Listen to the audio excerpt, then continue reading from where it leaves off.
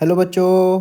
तो ये सवाल एक्चुअली बोल रहा है the top of a lake gets frozen at a place where the surrounding air is at a temperature of -20 degree Celsius. तो वो बोल रहा है इनमें से कौन सा ऑप्शन सही होना चाहिए। तो पहला ऑप्शन बोल रहा है temperature of the layer of the water in contact with the lower surface of ice block will be at 0 degree Celsius and that at the bottom of the lake will be 4 degree Celsius. The temperature of water below the lower surface of ice will be 4 degree right up to the bottom of the lake.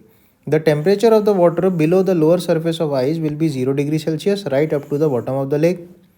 The temperature of the layer of water immediately in contact with the lower surface of ice will be -20 degree Celsius and that of water at the bottom will be 0 degree Celsius.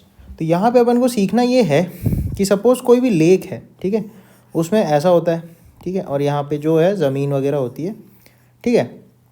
अब ठंडियों में ये होता है कि जो पानी होता है उसका एनोमलस बिहेवियर देखने मिलता है, एनोमलस बिहेवियर देखने को मिलता है।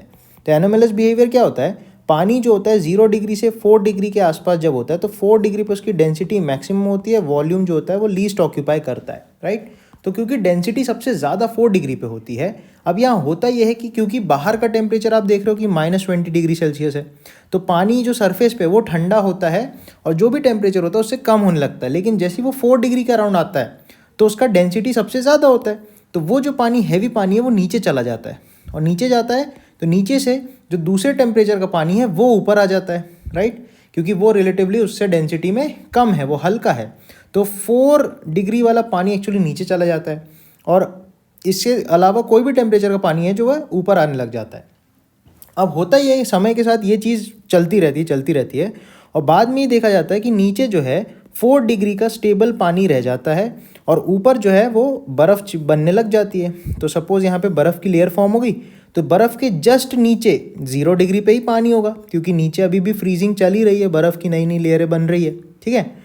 तो बर्फ़ के लेयर के जस्ट नीचे 0 डिग्री पे पानी होता है, whereas bottom of the lake पे 4 डिग्री का पानी इकट्ठा हो जाता है और बीच में धीरे धीरे वो करंट भी चलती रहती है जिनमें 0 से एक्चुअली 4 डिग्री के बीच में पानी मौजूद रहता है।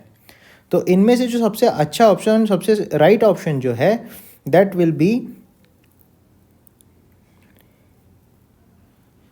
Option A. तो इस क्वेश्चन का सही आंसर ऑप्शन ए हो जाएगा। थैंक यू बच्चों।